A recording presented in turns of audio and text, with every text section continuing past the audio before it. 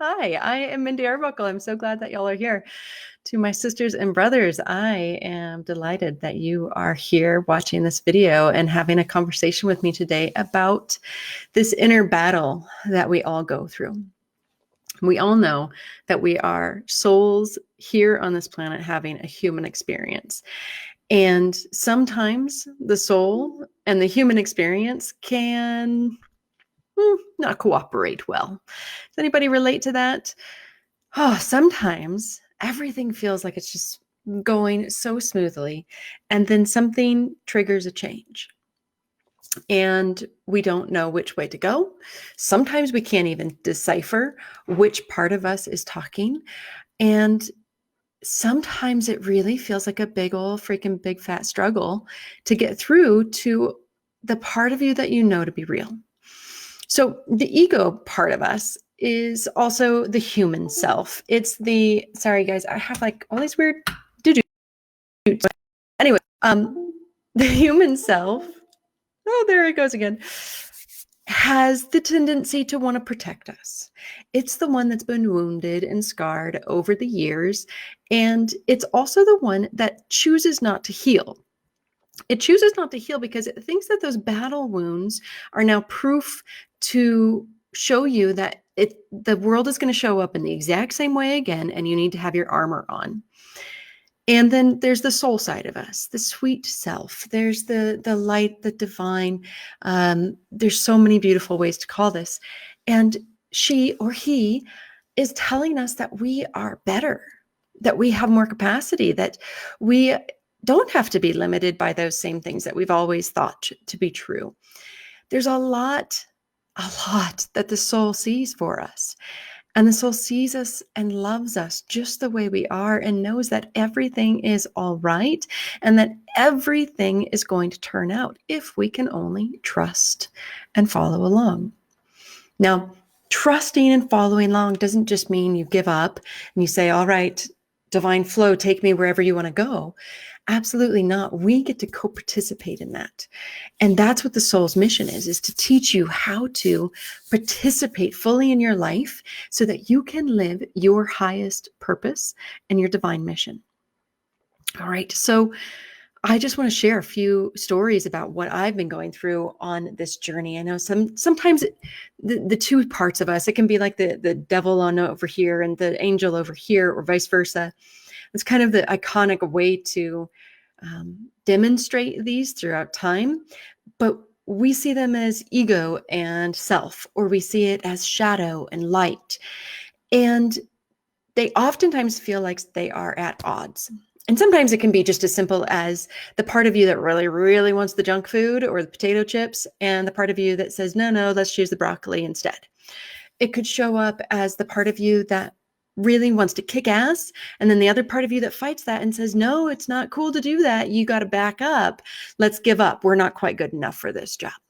Okay, so this shows up in a lot of different ways. And when you're on a spiritual journey, like I know most of you are right now, if you're watching this, you've already started doing this work. Perhaps you've been doing this work for a couple of years or a couple of decades. And you know this internal struggle is so much more than just the surface layer mind and body fight, okay? You know that it's the soul, and it's the soul's yearning to be seen and to be heard, and it's the ego's fear of losing power of you. It thinks it's doing a great job, right? It thinks it's keeping you safe, and without the ego, well, you're just going to fall apart. All right, so about 5 years ago, this is when I got a big old smack in the face of what this inner battle is like. About 5 years ago, I was leading a teacher training retreat for yoga teachers. And the majority of this training was about discovering the Yoga Sutras and the Bhagavad Gita, this inner practice of yoga. And what does yoga really mean in a contextual wholeness picture, rather than just the physical asana, the physical postures that a lot of us know yoga to be. And I was teaching this amazing stuff, just like I have. I mean, I've been teaching yoga philosophy for 15 years, and I freaking love it. It's amazing. It gives so many good guidances and directions, like a roadmap of how to live a really great life. Okay. So I'm leading this, and we dive into a meditation, and I'm guiding this meditation, and I just start crying. And this is unusual for me. I'm not a well, I used to not be a big public crier. Now emotion hits and I'm just like, oh my goodness, tears. But at that moment, it was really uncomfortable for me to sit, to be in front of a group of students, to be trying to hold space, and to be really going through an emotion that was vast and needed to be felt. And so at the end of this meditation, during it, I was really just trying to contemplate what this was and what do I need to say, if anything, to these students. And it was hard. It was really hard. But my soul says, you need to tell them what you're going through. You need to be the leader and show them that this can be freaking hard sometimes and that you're going to get through it. And so at the end of the meditation, completely tear-filled, without the perfect words, I tried to tell them what I was going through, which was an inner battle between the part of me that says, you've gone far enough. You've grown so much. There's nothing more that you have to do. You don't have to do anything else. You are enough. And the soul side of me, that was the scared side of me, speaking in that way. And the soul side of me said, you have done a lot. You should revel in how far you've come. And there's so much more in store for you. You have so much to give this world. You can't stop now. And so there was a battle between the part of me that was afraid, making it sound pretty good. Hey, you've done so much. You don't have to do anymore. You're doing so great. You've gone far enough. That was the part of me that was being ruled by fear. By the fear of what was next, by the fear of showing up 100% as myself. And the part of me that said, no, honey, your capacity is much greater than you even have any idea about. And you do deserve to go forward. And it was a really strong battle within me. It brought me down to, like, if I wasn't already sitting, it would have brought me to my knees. And I just spoke my truth to these wonderful, kind students of mine. And it was lunchtime, thankfully, at the end of my little talk, at the end of our meditation. And I went outside while they all went to lunch. I just couldn't eat. And I laid on a hillside, a grassy hillside. It was cool outside and it was raining lightly on me. And I look off in the distance and a rainbow in the middle of the mountains of Colorado, the Rocky Mountains. It's misting on me, raining a little. And there's a rainbow right after this deep, deep transformative experience, this inner battle. And so when we look at ourselves fully, when we see our capacity, or we see what's in front of us and it scares us a bit or a lot, it can sometimes feel like there's a part of you that really is resisting. It resists really hard. This showed up for me a couple of weeks ago as well. So I turned 41 2 Fridays ago. I was freaking on fire on my birthday. I felt great. I felt like I was embodying more of me than I've ever embodied. And I'm just like, yes, I love myself. I love this world. I love the work I do. I still feel that way. But, and then I had like a great hike with my family.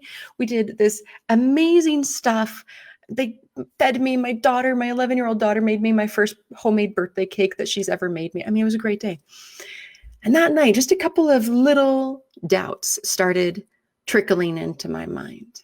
And I said hello to them and no, I'm having a great day. I really love this. And the funny thing is that the last 2 weekends, I've been doing massive yard work. So the weekend of my birthday, I went out and I was clearing an oak grove. We have scrub oaks and they haven't been touched for 20 years. And we needed to get rid of the leaves, all the dead branches, even the dead trees, and trim those trees like crazy. And you've all heard the analogy of when you're pruning, you need to prune the tree. You got to prune the tree so that you can have more awakened, live, beautiful growth, right? Bushes have to be trimmed so that they can be the fullest that they can be. And we have to do that with our minds. We got to prune our thoughts. Okay. So I was pruning my thoughts and I'm like pulling out whole trees out of the earth. And I'm doing that in my head and it's fighting me like crazy. Oh my gosh, all day on Saturday, the day after my birthday, the day that I was on top of the world and the most me I've ever been, all of Saturday, I was manually laboring and I was so laboring in my mind as well. It was fighting me saying, what if you hurt people? What if the post that you put out on your birthday to really encapsulate and really own your purpose, what if that scared other people? What if you aren't liked by those people anymore? They don't understand you. Oh my, and like just you've all felt this where there's a torrent, a whole huge tidal wave of nasty, negative, pull you back down into the earth kind of thoughts that just overtake you. You felt that before, where you've been on top of something and all of a sudden there is this voice inside of you that won't shut up, that puts on replay the conversation you had with somebody else that didn't turn out quite the way you wanted. And it just replays over and over and over. And then it tells you you're not good enough. You're not smart enough. You're too much. You're not enough. Oh my gosh, the mind can come up with so many things to freak you out, to keep you in your little glass box that you've built around yourself because it's safe. So luckily I was laboring that day and I was moving trees and branches and all kinds of stuff, doing chainsaws. That was actually probably the best thing for me on that day. Because the body, you can work stuff out through the body. But if I was sitting on the couch on that Saturday and I was wallowing in those thoughts, instead of just seeing them come up and kind of getting pissed off about them and letting my soul counter the purpose and having this little inner battle go on, if I had just sat on the couch that day and I had just wallowed, rested, sat in all that my mind was coming up with, it would have been a completely awful day. And I wouldn't have wanted to do anything. And I would have doubted myself. And my swing down would have been just as far as the swing up that I had on Friday. Thankfully, I'm self-aware enough to be able to understand that these inner battles, and I like to watch them. I'm totally involved in them and I watch them as well. So I'm the observer and I'm the participant as well.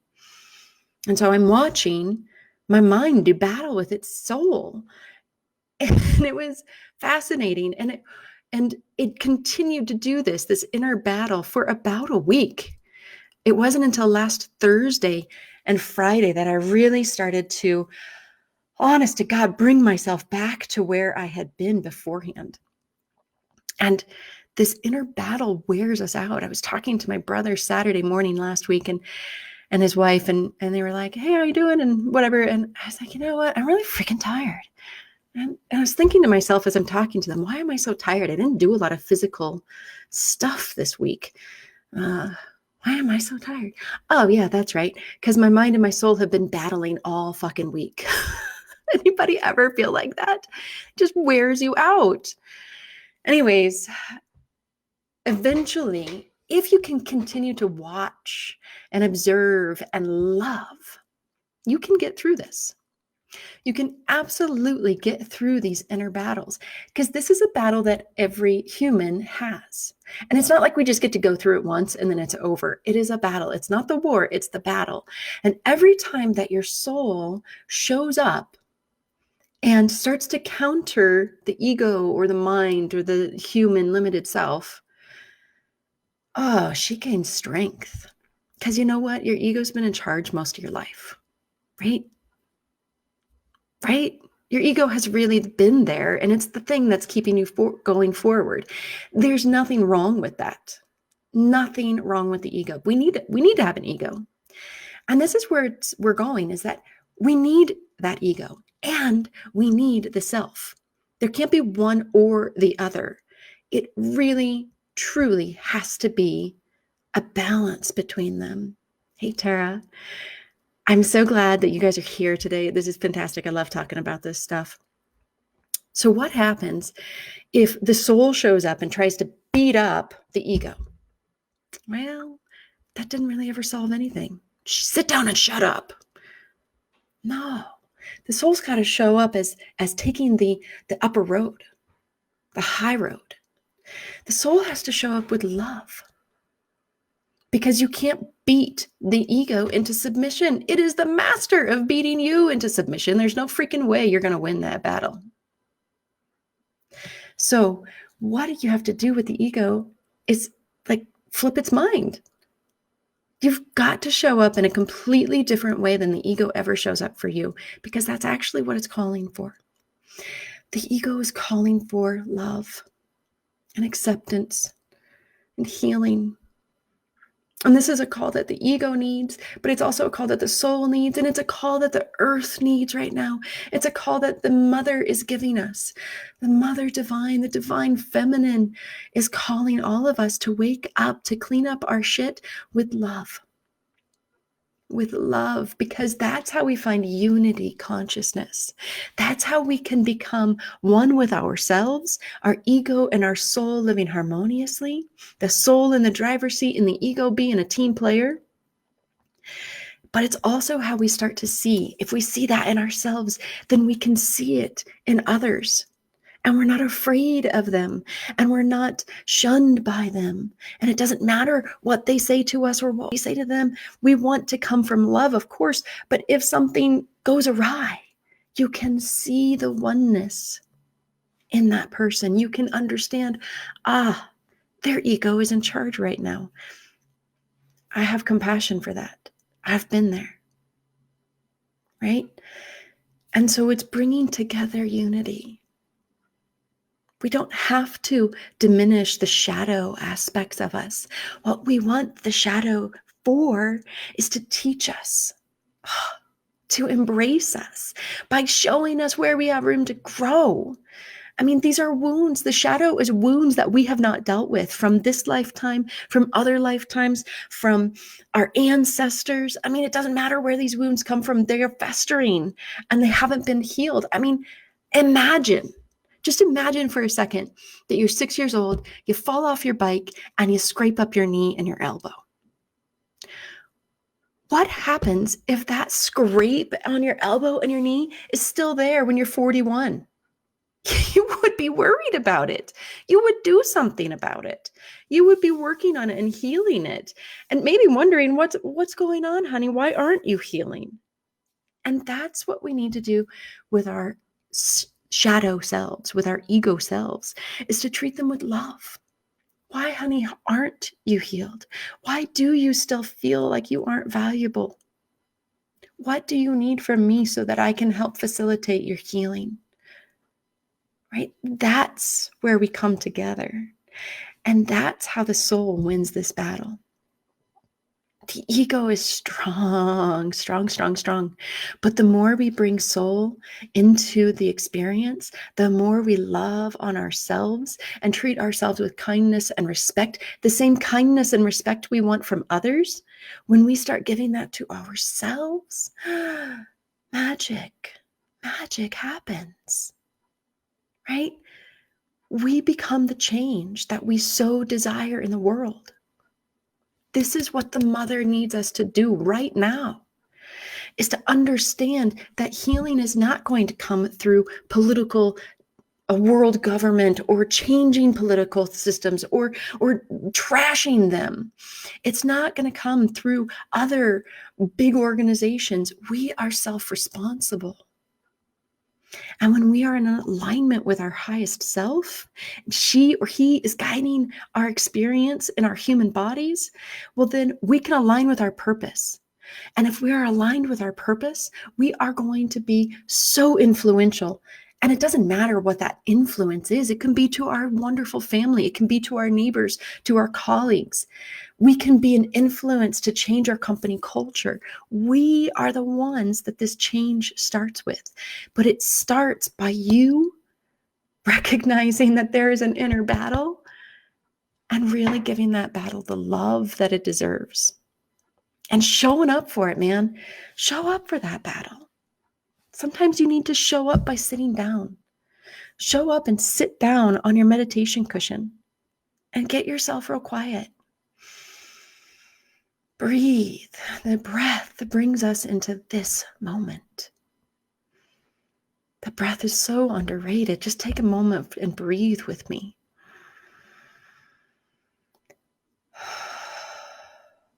And feel yourself breathing. Feel the lusciousness of the inhale. Feel its sweet fullness at the top. Feel yourself letting go with that exhale.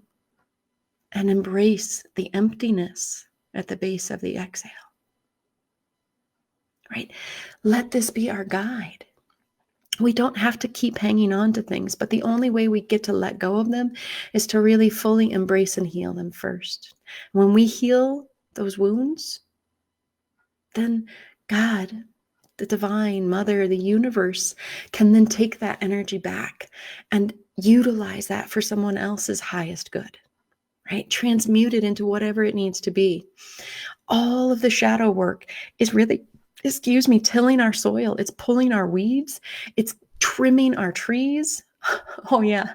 By the way, last weekend, I did the trees the first weekend, and last weekend, I used a pickaxe to go to battle with a holly bush that had been there for about 20 years.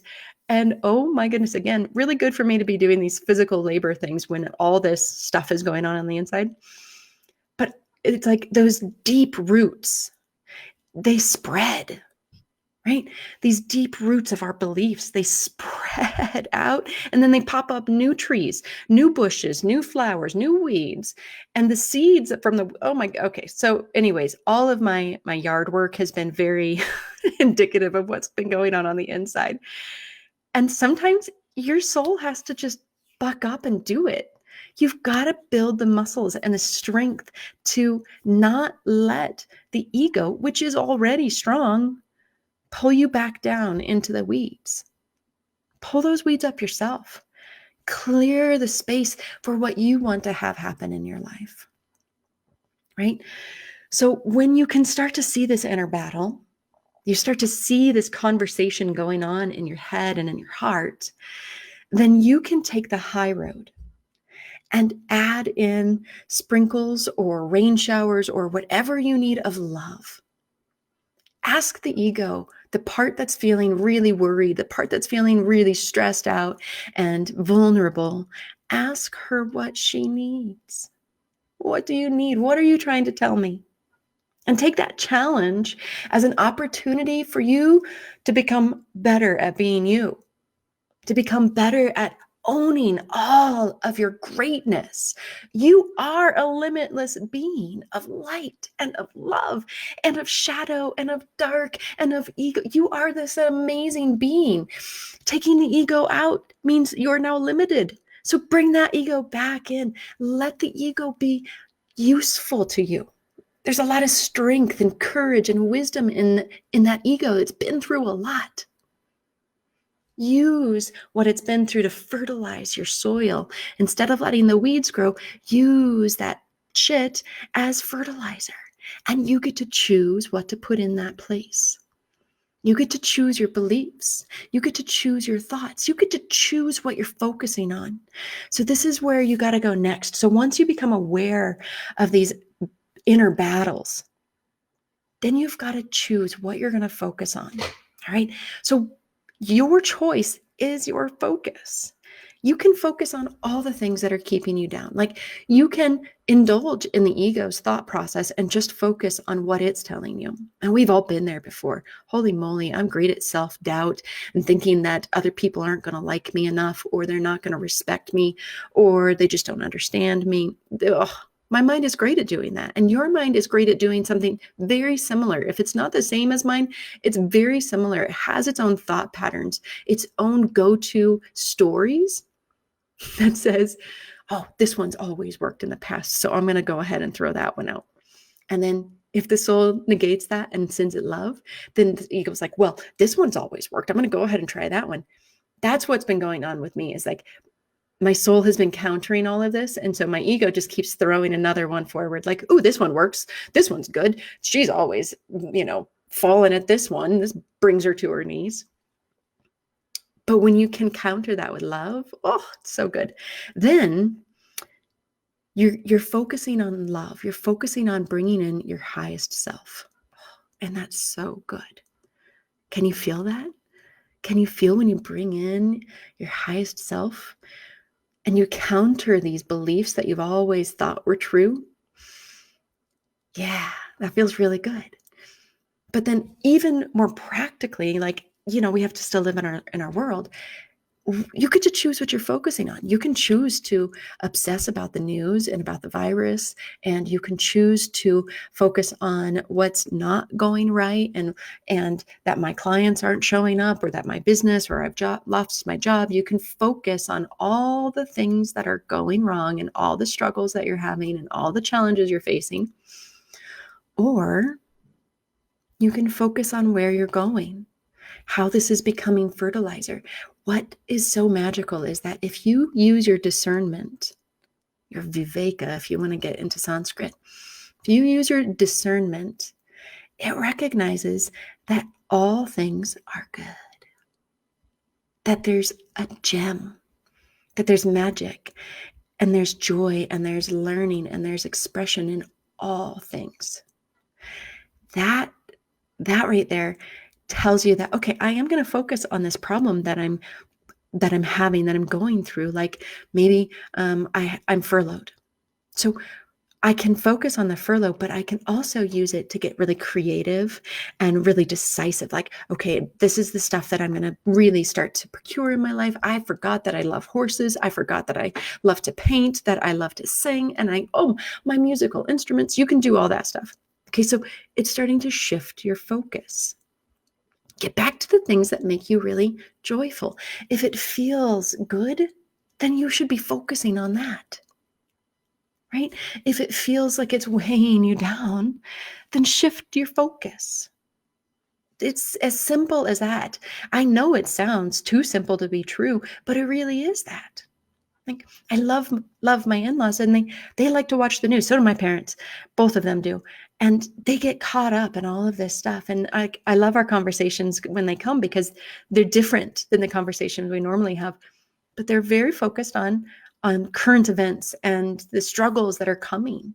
And I choose not to focus on the struggles that are coming. I choose to focus on the abundance that is available to everyone. Even if you're not tapped into that flow, it's available for you. And I choose to look at life through the lens of love instead of the lens of fear. This is just a way that I consciously choose to approach life. And my focus is different than a lot of other people's. But you, my brothers and sisters, you all are right there with me. I bet most of you are choosing to focus on love instead of fear. And I applaud you for that.